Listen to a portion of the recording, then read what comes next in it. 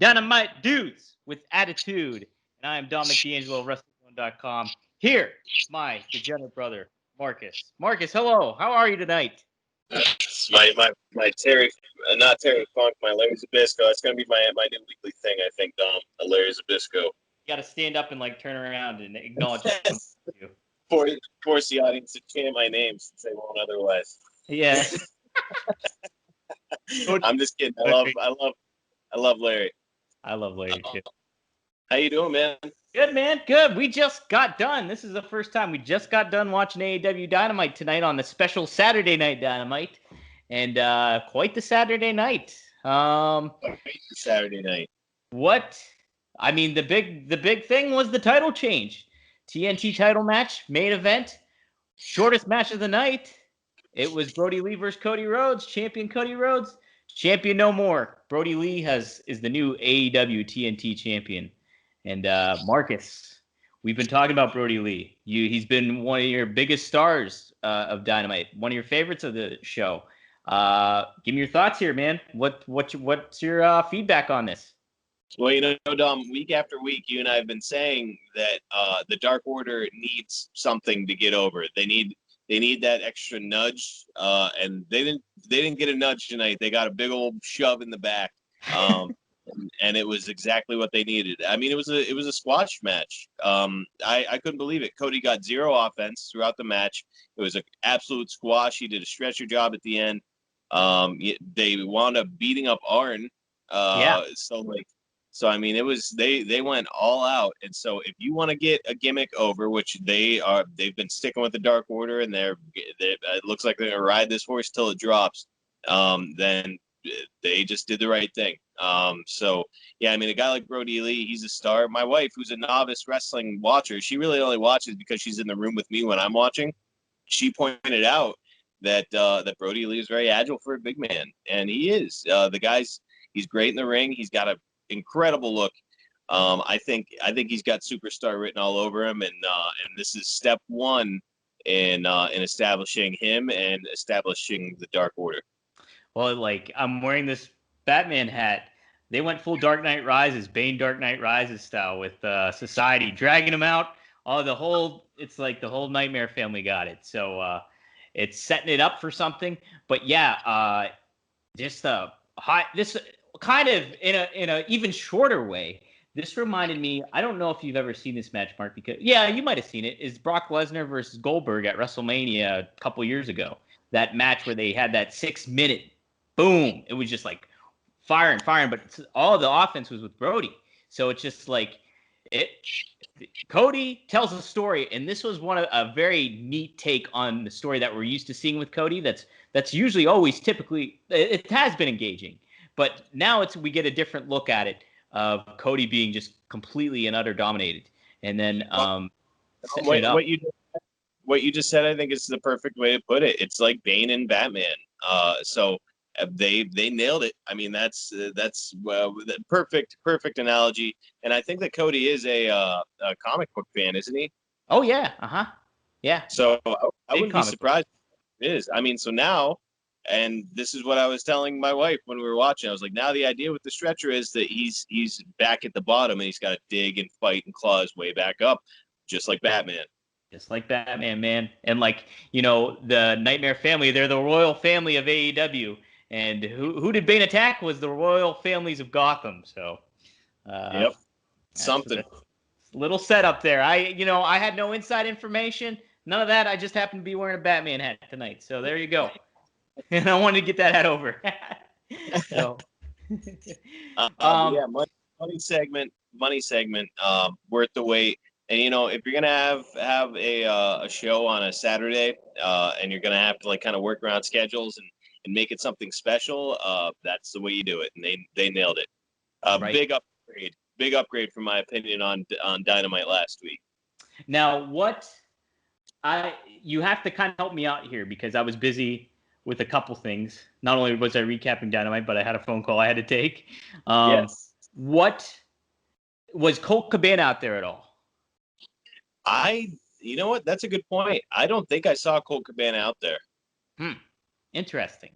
Because I want to see what they play with that a little bit and how they do that going forward too, with them just full out on attacking. And like everybody got set, like Anna Jay got involved, mixed up with Brandy, who's been playing the heel lately. Arn, Dustin, everybody got attacked. So it's going to be intriguing to see where they go with all this.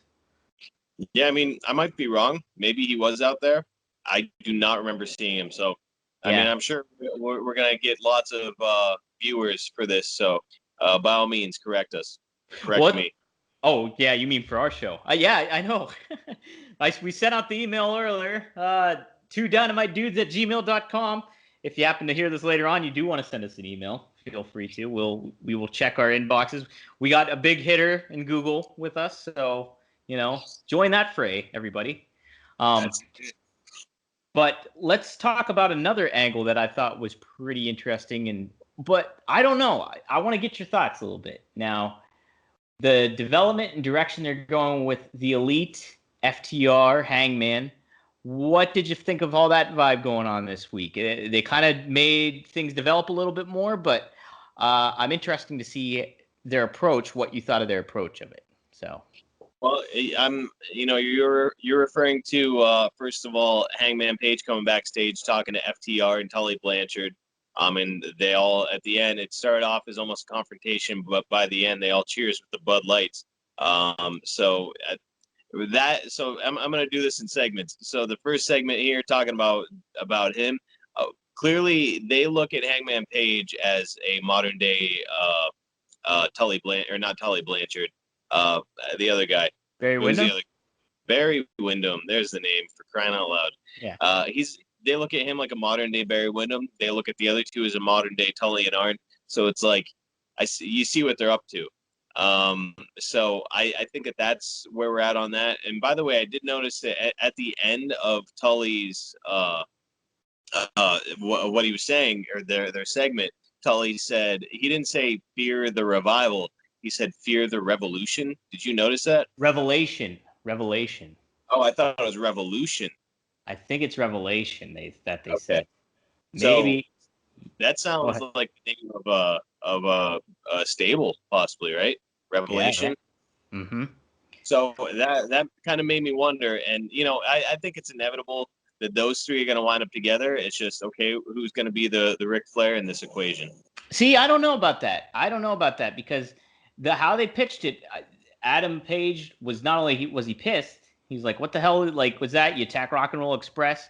You faked a leg injury? He's like, it's kind of bullshit kind of thing. And then, they did toast at the end, but Hangman wasn't that into it. So, I mean, I think they're going to be leaning more towards maybe Hangman will eventually push back against these guys. And him being a part of their, quote unquote faction might be a bit of a red herring still that we're seeing. Yeah, I don't know how to feel about it. Here's my prediction, though, Dom, is that it's going to come down to a tag team championship match between FTR and the champions, Omega and Hangman. And Hangman's going to turn on Omega for the loss. Interesting. It could go that way. If it could go Bucks and Kenny versus Hangman, and then FTR gets involved somehow. I don't know.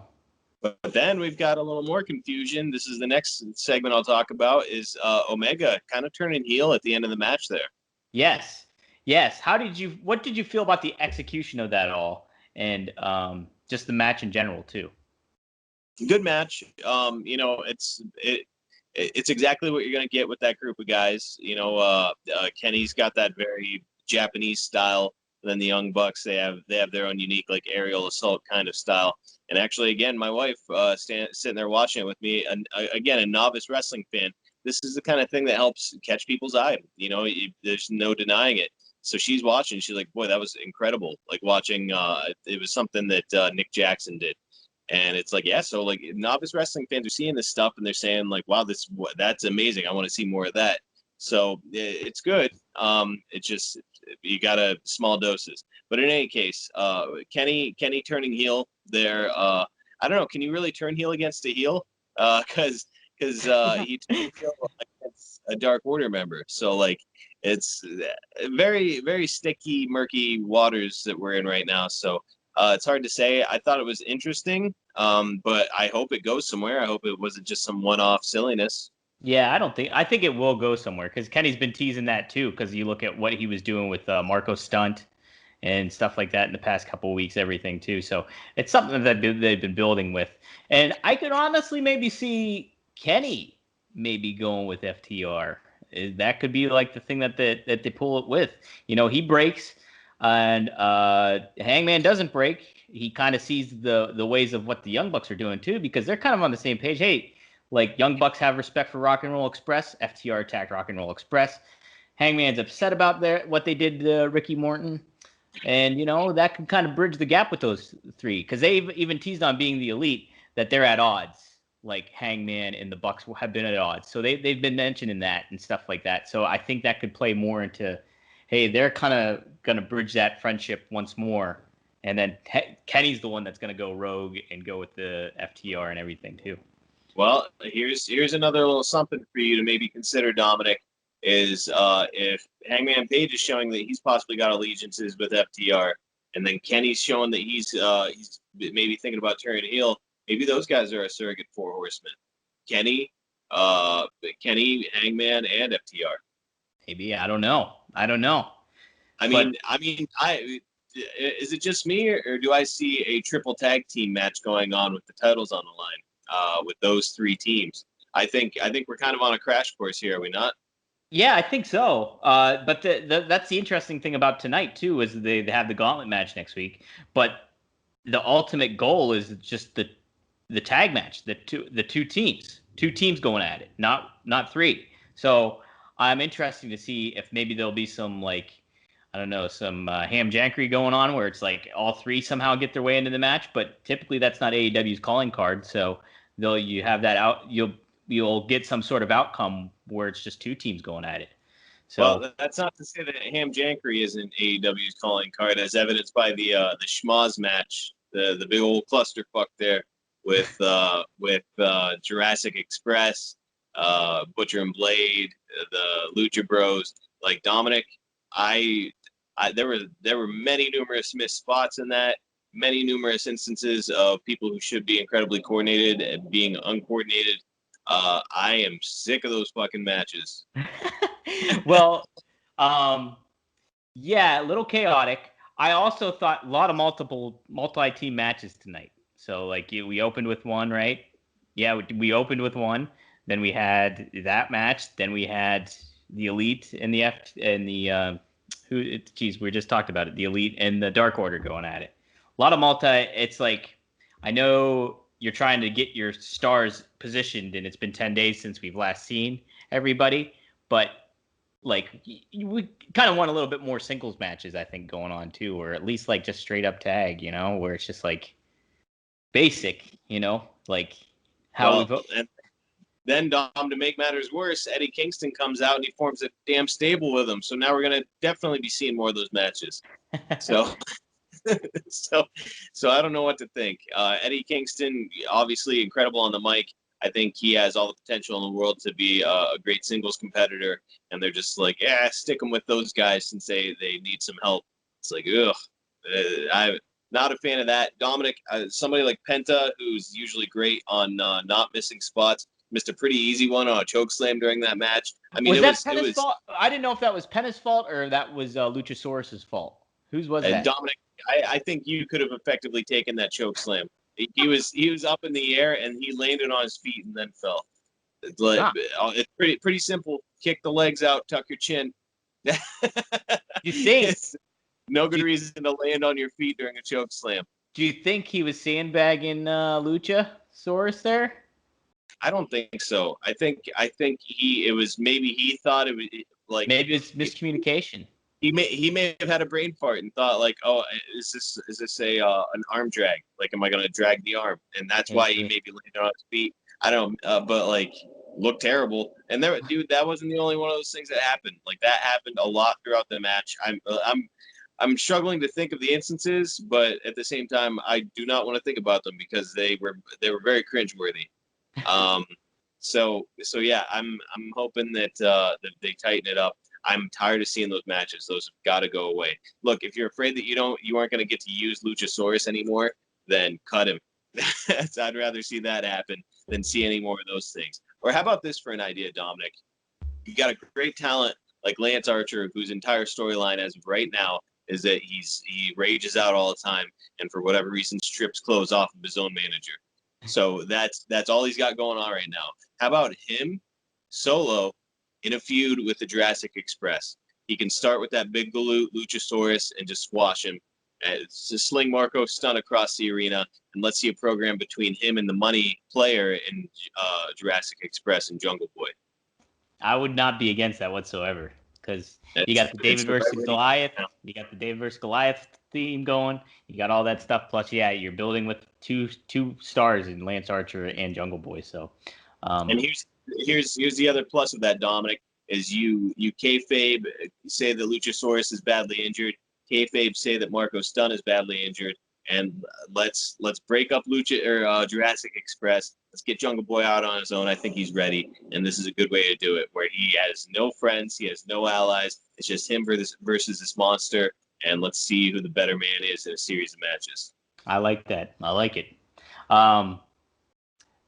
As far as Eddie Kingston goes, he did wink at the camera at the end when he got everybody in a group hug. So he's got some other intentions, I'm believing. Maybe he'll hone in. More than anything, I'm sorry to interrupt you. I think more than anything, that wink indicates that it's going to be a heel faction, and that Eddie Kingston has his crew now. Okay. I don't know. Because I want to think that maybe he'll hone in on like a certain team there that he's got together, and maybe he'll do something like that. But I don't want to. It's too many people.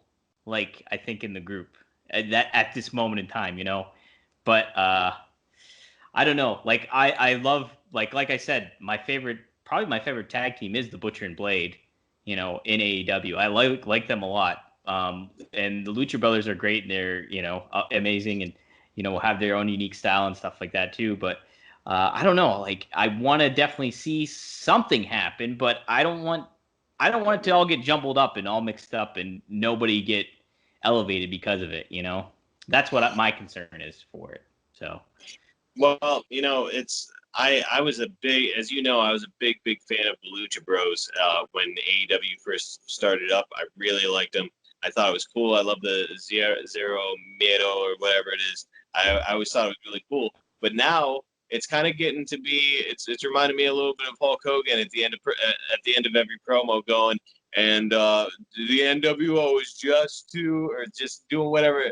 When you're NWO, you're NWO 4. So, like, they keep doing the same crap over and over again. And so I keep seeing it, and now it's just white noise. And so it means nothing. They mean nothing to me right now.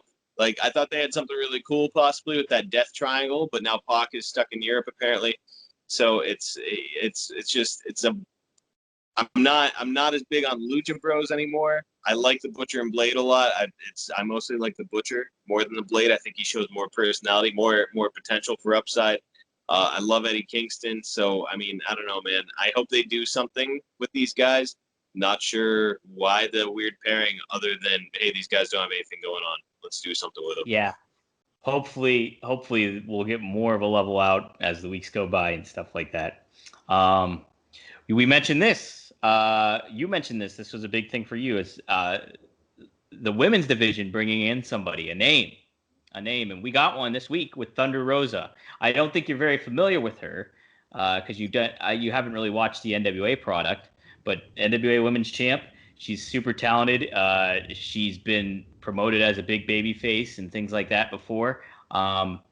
Was this your first experience with her that you've seen? And what did you think overall going into that?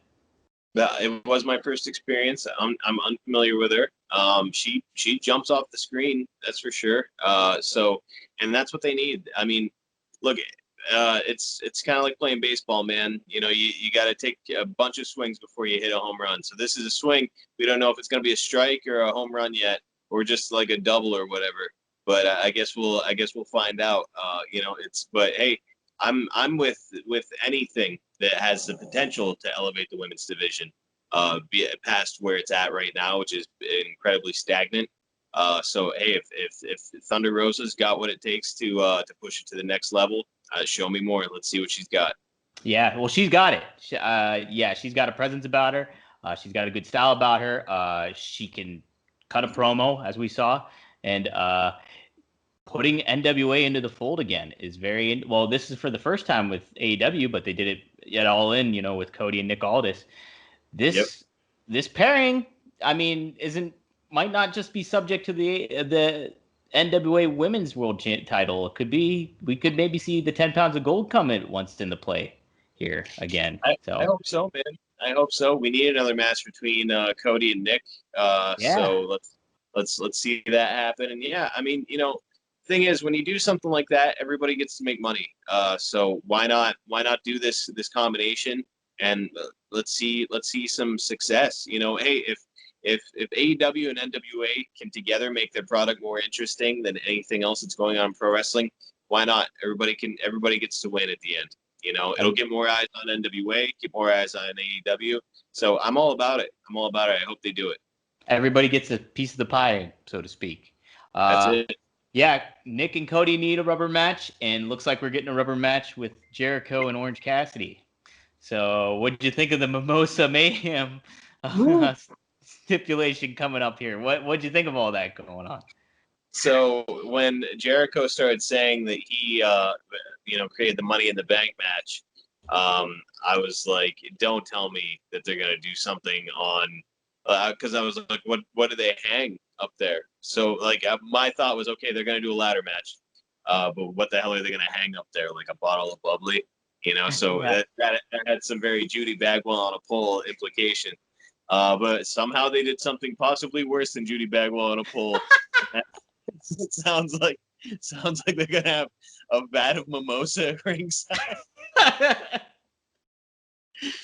Which, wow. I don't know who is hearing this and thinking like, hey, great, yes, this will get everybody over. Money-making angle here. Like, what in the world are they thinking? Like, give me a gimmick match. Give me a cage match. Give me a Hell in a Cell. That's what it was going to be at first, was a cage. I thought before he even said anything, I thought it was a cage match. Yeah. Yeah. How about I'll take a scaffold match. I'll take a damn X Division title match. Don't come at me with this bullshit. Lethal lockdown. Right? Well, my God, Dominic, what is going on over there? AEW, I don't know. Now it's like 1 step forward and 5 steps back.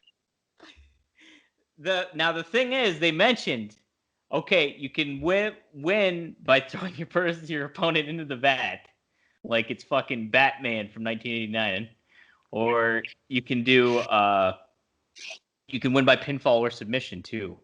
So maybe the ladders will happen. One of the other two, the submission or the pinfall, will happen, and then somebody gets tossed in. But it's like, I'm with you on this, because it's like, if this is the rubber match, you want to make it kind of serious, and you want the implication to be high. You don't want it to be comedic, I don't think, because this is like, this is the money match here. This is the final one. So it's like throwing somebody into a vat of orange juice and bubbly is not, I don't know, that's not a good way to get somebody super duper over, I would say. And thing is, Dominic, you and I were both in theater, so we're both familiar with the Chekhov's gun theory. Yes. So there's a theory in theater that it's called Chekhov's gun. So Chekhov would present a gun in one of his plays, and the theory is, if they show the gun, by the end of the play, the gun will be used, right? Yeah. So this Chekhov's gun in this case is the vat. They've talked about somebody going in the vat. Somebody's going into that vat of mimosa. They're not going to have a giant vat of mimosa at ringside. And nobody goes in it. Nobody to go in. So somebody's going in, and I'll tell you this: I can't picture Orange Cassidy going in. Can you? No, or is it easier? Is it easy? It's much easier to picture Chris Jericho flailing around in the vat of that crap, right? Yeah. Especially because he's mad about it. Now, does that mean he's going to lose the match, or does that mean he's going to be celebrating after winning the match and then go in? Yeah. I don't know, but I'm thinking he's going to lose the match and be thrown into the vat. This has some real double dare implications going on right now. Dom, I'm very disappointed in Chris Jericho's career trajectory. It's a hard word right now. I'm very disappointed in what's going on with him. Back when AEW first started, he may have been the best heel in the business, and now he's like, I hate to use a Jim Cornetteism, but this is like the equivalent of being in a basement of a bar doing a mud wrestling match. I'm very disappointed in Chris Jericho and it can only be his idea, right? This has to be Chris Jericho's idea. And it's like, maybe Chris Jericho was only successful because he was getting reined in by WCW and WWE. I used to love Chris Jericho when he was like a Lionheart, smarmy, had the list asshole in WCW. Now I'm starting to wonder what kind of ridiculous ideas he was having back then that was getting nipped in the bud by Bischoff or whoever else. Let's with it, I just don't know. I don't understand. It's if you're gonna do this, like even that promo that he cut beforehand, where he was like paying respect to Cassidy and stuff like that, it was really setting up the table for like this match to be big, like match number 3. Let's do it, And but putting into a stipulation and gimmick kind of like that, it's just I don't know. I mean, that was a good opportunity for a first blood match, right? Yeah, so a first blood match would be now that's engaging. Like who's gonna get the juice, right? Yeah. And it's a way for the loser to save face. You didn't really lose; you just started to bleed. So I don't know. I'm blown away. This doesn't seem like the proper blow-off match to have is throwing somebody in. Okay, you get thrown into. If that's how you win, is throwing somebody into a vat. It's like, what'd you win necessarily? You threw somebody into that. That's it. I don't know. Yeah, I'm kind of with you. I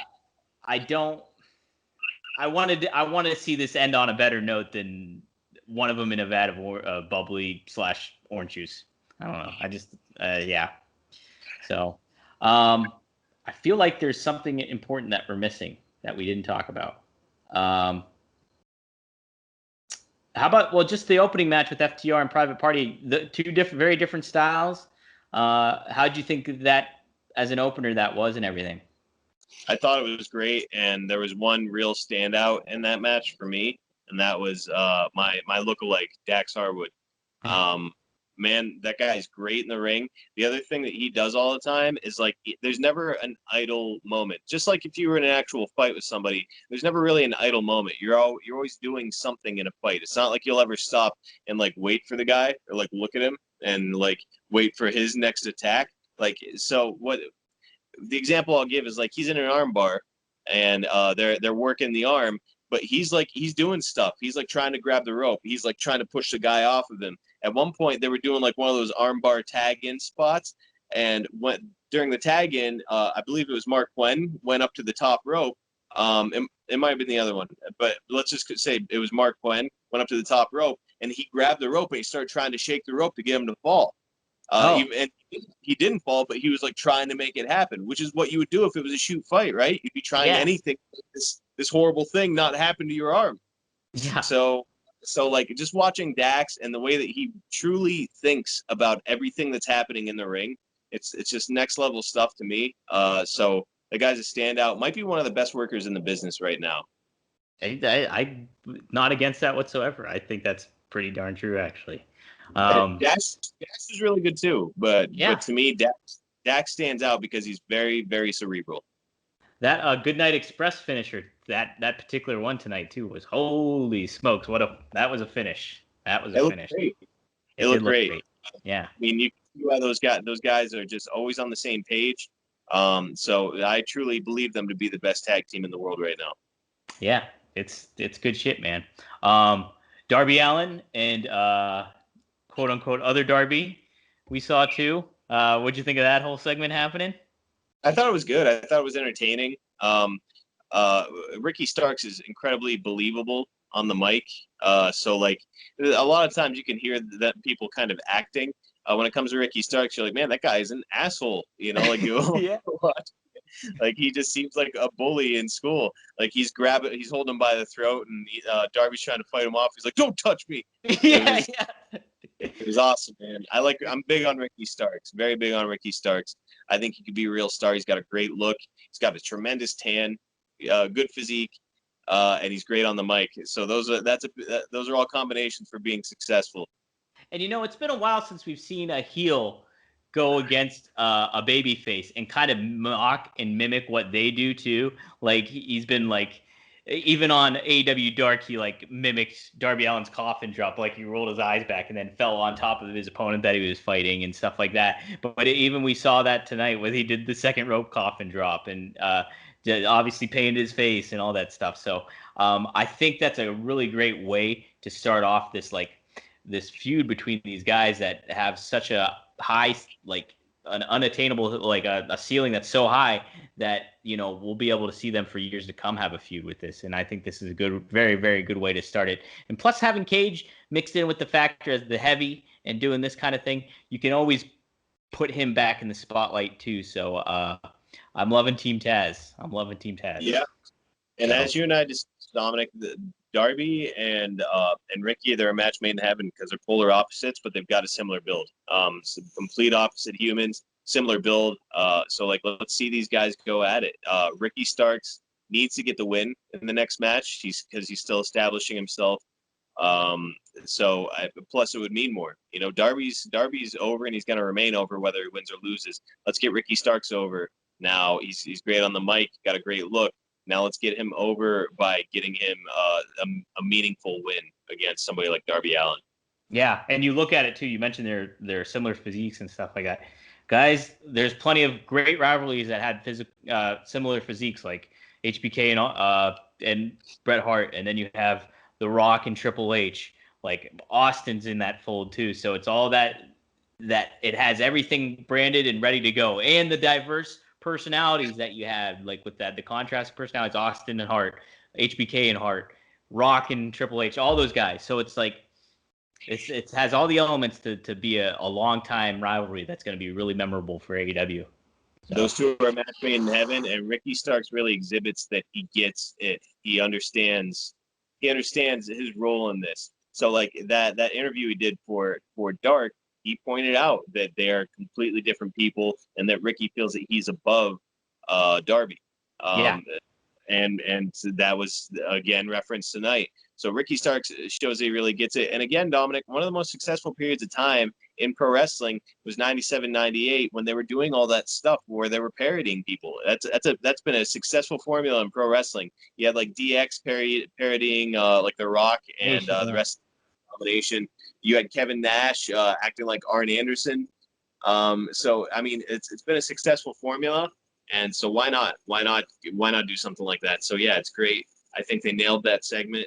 And man, if we're gonna give it the old Meltzer rating, he goes out of 5 stars. This week, I'm saying a solid 4.2 stars, Dom. Wow, nice. It was a very entertaining program. That's great. We didn't. Something else that they pulled out of the old box of gimmicks too was the banning of a finisher with the paradigm shift getting potentially banned for All Out. It's going to happen, obviously. But what'd you think of all that? Your boy from the Major Figure podcast really got the spotlight. So talk about that. I'm really glad. I'm really glad you brought that up because we'd definitely be remiss not to talk about that segment. Great segment. Again, yeah, you're right. Box of gimmicks, banning a finisher. And I got to see an indie guy who I love, Smart Mark Sterling, come in and show that he can cut one hell of a damn promo. He was not afraid to be on national television. Cut a great promo, and like, man, the guy might not have like the physique to be a pro wrestler at all times, but to have somebody who is a manager who knows how to take great bumps, and who can talk, that's a valuable asset. So I hope we see a lot more of Smart Mark on AEW. I'm sure we're gonna, because he'll be like you just said, he's gonna be a great surrogate for MJF if he's able to like take a beating instead of MJF takes the beating. Because you don't want, obviously, Wardlow's not going to take a beating. And, MJF, you want to be the cowardly chicken shit heel. So plenty of opportunities for Sterling. You want people to want to see him take a beating, but keep leading them on. So, like, instead of him getting the beating that he deserves, let Smart Mark take his bumps. Yes. Now, there was a lot of cool stuff going on in that little segment, too, was MJF with the neck brace, getting emotional, You saw, I think it's Nina is his assistant. She's like forcing the smile the whole time. Yep. Gum guy, who's Lee Johnston, I believe. Uh, really, I very much enjoyed that moment going on. So I thought that was very cool. What'd you think of Moxley? I thought Moxley was great as usual. I'm sure his wife was not happy to be referenced in that light, but that she would write a 2-page dissertation on all the things he does wrong. I know, like I can just picture the phone call I'd get from my wife if I said something like that on national television. So I don't imagine she was pleased. But no, man, I mean, Moxley's great on the mic. He does come with that badass aura, but it is time for him to take an L. So I would like to see MJF go over, and I think he will. You think he will? Yeah, if I had to make a pick, I think MJF would be the winner. We'll do a prediction show coming up here because All Out's just right around the bend. Actually, now I think about it, so we'll have to do that pretty soon. Closing out, you saw the tag team Deadly Draw. What'd you think of that whole segment, match, and the story that they told there? Remind me, what was that? Ivelisse and Diamante versus Brandy Rhodes and Allie, the AEW Women's World Cup tag match. Okay. Yes. Sorry about that. Yeah, no, I thought that was cool. Obviously, we're adding some stakes to the women's division, which I think it needs. Obviously, they've got the AEW Women's Title, but now they're adding further stakes. The cup was just the cup was just that, a cup. It's not a title. It's not belts. Well, no, but it's stakes is what I'm saying. They're adding some stakes to the women's division, like something to attain, right? So I think anytime that you do that, it's going to help to enhance it. Yeah. You're setting the tone for, and I was happy that Ivelisse and Diamante got the win too, because Brandy's already established. We've already been associated with Allie a little bit. So putting those, and they put them over strong, like knocking QT Marshall off the apron and all that stuff, and avoiding all that. So you're further trying to cement some personas in the women division, and we were talking about that last week. The past few weeks has it been going on, and so finally we're seeing some gears turning here. So, and by the way, subtly getting a guy like QT Marshall to take a bump for one of the ladies, it does help to establish, like, hey, these girls are tough. They're not just tough because they're in a women's division facing women. Like, they can bump a guy too. So I think that subtle hints like that, I think it's good. No, it's a good point. So yeah, 4.2, huh? 4.2. Very, very good episode of AEW Dynamite. Man, you can't beat the way it closed. That's a big deal to do. A top baby face who doesn't get any offense and does a stretcher job at the end. And loses a title. A lot of stakes. A lot of stakes. And, we all know Cody's going to bounce back from it. But that's what makes it great, is because you're getting over somebody so strong from your top star, arguably your top star in Cody. And, obviously Cody will come back from it, but now Brodie Lee is established, and in turn you are indirectly establishing the Dark Order too, doing all that stuff. So good move. It sets up for an intriguing next week. And should be fun, mighty fun times, man. Overall, I want to start doing this each and every week. Who's your MVP for the night? It's 2 weeks in a row, Dom. Brodie Lee. Not only is he showing up, with his look and his demeanor, but now this week he's showing up in the ring, impressing my wife, who's a novice fan, impressing me, obviously, with some of his versatility. I mean, the guy, he's got every single tool to be a major star in pro wrestling. So now AEW's just got to, I'm saying, push this guy to the damn moon. Yep. I want to see more. I want to see him go undefeated for a long time. Let's if we're gonna stick with this Dark Order thing, then let's make it the best we can. And they just took the first big step in doing that.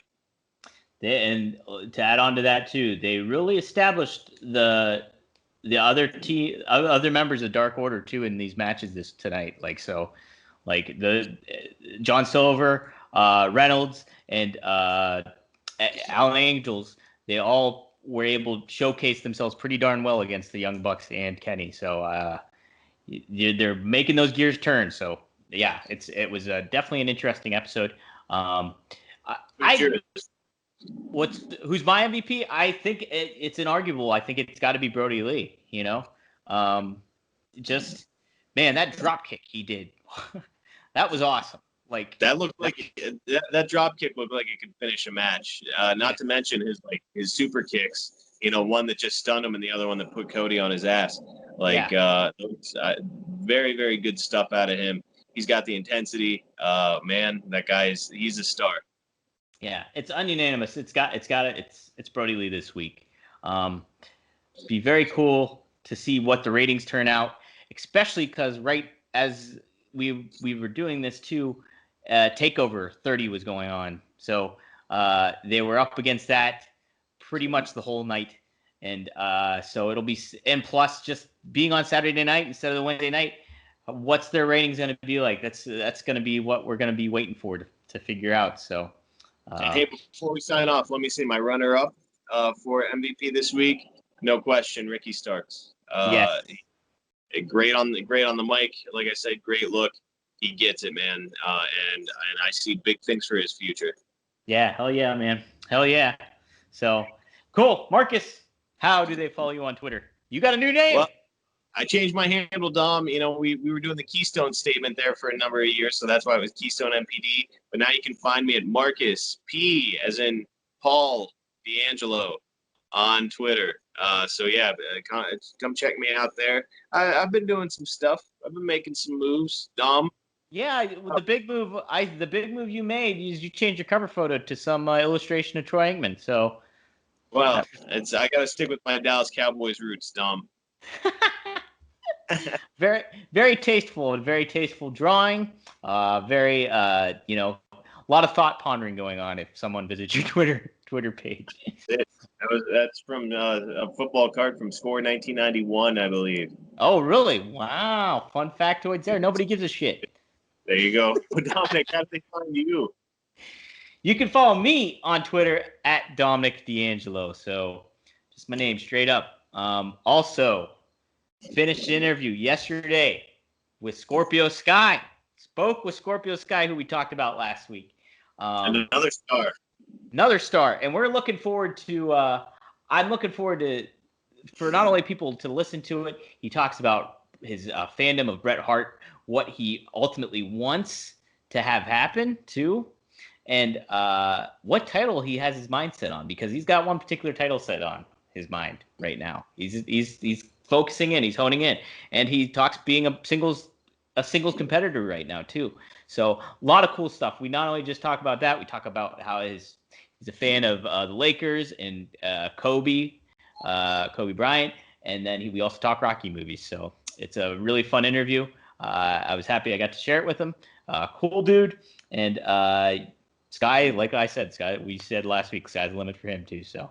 And by the way, we did mention last week that we may have a guest. It was supposed to be possibly this week. Didn't quite pan out, but it's still in the works. We got some yarn spinning here. I might try to reach out and see what else we can get going too. We'll see how it goes. So, right. But yeah, bright future for Ricky Starks. Bright future for us, Dom. Right, no, right. We're all looking. We can't coffin drop everybody. Like me and you might not be able to, aren't capable of doing that at this moment in time. But we get our own little spotlight in our own roundabout way. We'll coffin drop our listeners right in the ear. With good Dynamite content. So, what a horrible way to end this show. But we're ending it anyways. That was bad. That's bad. But you know what? We'll see you next week, maybe. Huh?